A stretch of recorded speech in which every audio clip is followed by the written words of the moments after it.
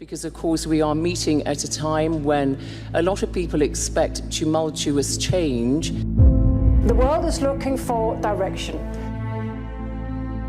That may represent huge changes in the world order as we have known it. The office of President of the United States. Donald Trump, soon to be installed at the White House, has said the kind of movement that brought him to power has never been seen before in the world. He's defining a clear path for himself. Today we're actually seeing what our new world order might look like. In these early days of 2017, there is a palpable uncertainty about the state of the world.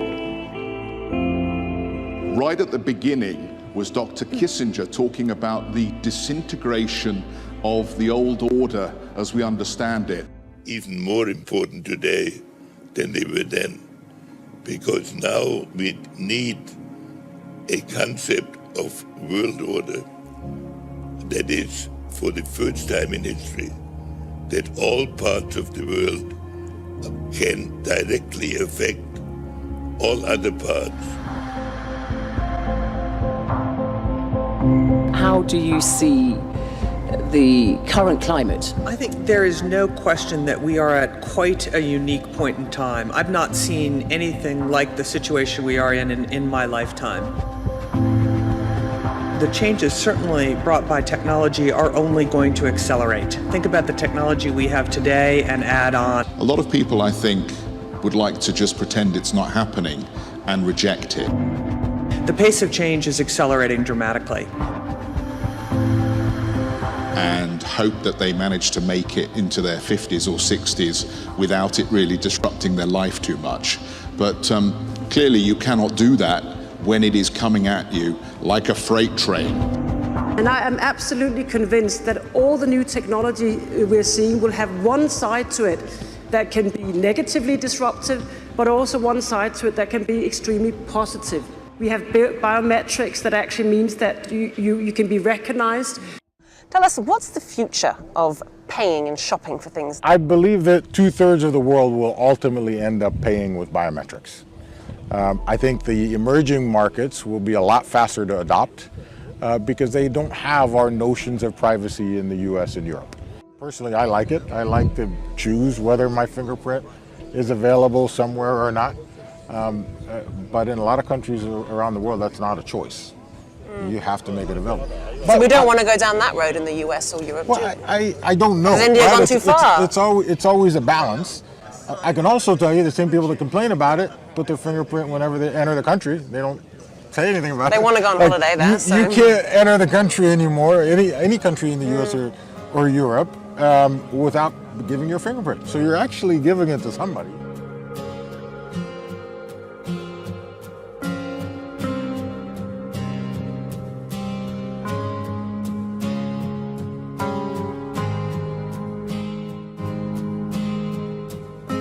We know that the millennials and newer generations are actually a lot less concerned with privacy than the older generations. And we know that they'll give up certain privacies for convenience much more willingly than others. Technological progress is unstoppable. No matter what administration, no matter what government, no matter where you are in the world, increasingly, it doesn't really matter. One of the key problems of our period is that the international order with which we were familiar is disintegrating in some respects. Of how we can really create, I would say, a new world order. I would start by saying that we live in a dangerous world. We see a proliferation of new conflicts. Old conflicts seem never to die. Conflicts are becoming more and more interlinked, more linked with the new threat of global terrorism. That today's wars are wars that nobody wins. Everybody is losing. In the fight for Mosul. About a region that is really witnessing shifts and changes. Every time we call them unprecedented, we get even more outlandish moments. Russia and Turkey have carried out joint airstrikes on Daesh. This is the first time that Russia and Turkey have joined forces in such an operation, and 9 Russian fighter jets and 8 Turkish warplanes are involved in this operation. And this operation is yet another sign of increased cooperation between Russia and Turkey in Syria. And in a world as fragile as today, of course, it doesn't take much to flip something. You know, the butterfly phenomenon. Now we have it. It's so fragile, it doesn't take much. And a single event can change everything. Is, of course, too many involved. In the years before '89, it was a relatively clear set world. Practically 2, maybe 3 powers of relevance, and you knew who to call to solve the issue, who to call today. The potential for CRISPR is described in the recent issue of The New Yorker. The story is called Rewriting the Code of Life. Could be a revolutionary advancement. One of the most significant developments in this field is the newly discovered ability to modify the very genes in our DNA. And I want to quote a line from your story. You say that Esvelt directs the, quote, Sculpting Evolution group at MIT, where he and his colleagues are attempting to design molecular tools capable of fundamentally altering the natural world. I mean, that is a pretty extraordinary set of ambitions. But also, you may want to make a baby taller, faster, smarter, so the potential for taking advantage of it is clearly there. So what are the possibilities of connecting our bodies to the internet? Well, the Internet of Things, we all see it, right? Our toaster, our refrigerator can be connected, but over and over, we're seeing more devices that people are wearing. I could not be prouder of the transformation that's taken place in our society just in the last decade. This is the January issue of National Geographic, and it is called Gender Revolution. Debate tonight in Thousand Oaks. The school board there will talk about whether to teach children about the accomplishments of the LGBT community in the classroom. Showing a range of people who are describing themselves and describing their gender in different ways. You know, bigender, non-binary, transgender, and pretty much everything in between. Dunn was responding to a parent who was questioning his perceived hesitation regarding the FAIR Act. And this is Jonathan, who is 8, who identifies as both a boy and a girl at the same time since he's been 2.5.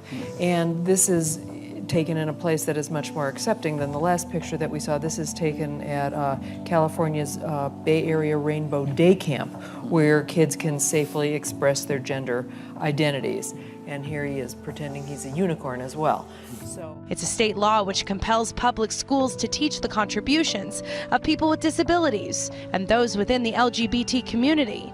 Dunn responded by writing, in part, "If I ignore my Christian beliefs, what happens to my soul when I die?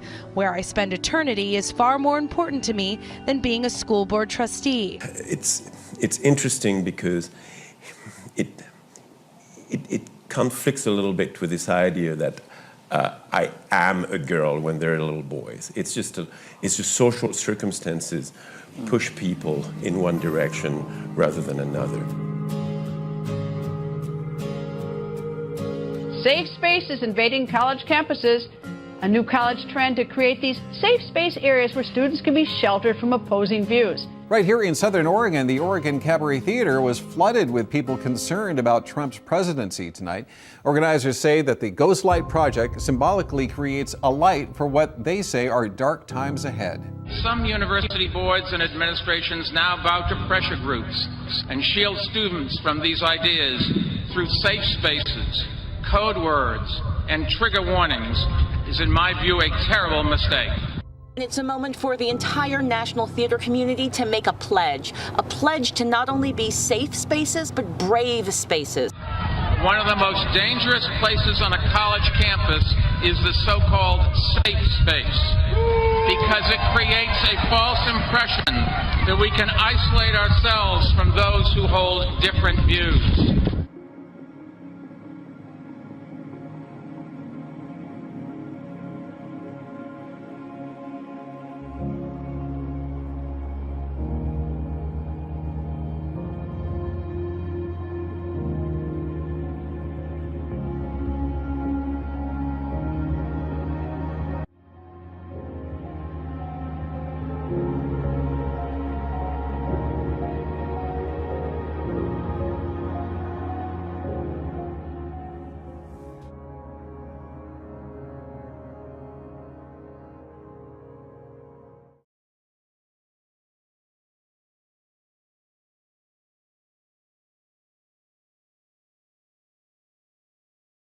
Where is the bus?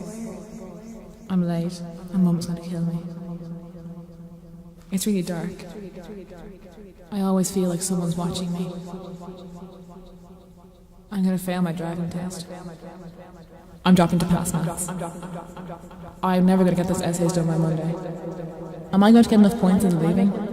Why don't guys like me? They're just hanging out with me out of pity. I just want to talk to someone. I should be studying, but I can't. I'm going to fail the leaving cert. Will's going to break up with me. Why can't they leave me alone? I can't face school tomorrow. My mum doesn't understand me. Are they separating for real this time? Should I move in with my mom or my dad? Is that going to get better? What am I going to do with my life? I need a job. They're going to kill me for failing that exam. I spend way too much time on Facebook. What should I do in college? Do I have any real friends? Why am I such a freak? Why is everyone mocking me? I look horrible. Will anyone go to my debs with me? Why did I get drunk and make such a fool out of myself? Everyone judges me. What's everyone going to think about me tomorrow? What's my mum going to say? I'm afraid to talk to my friends. My parents won't listen. There's no one to turn to. I'm afraid.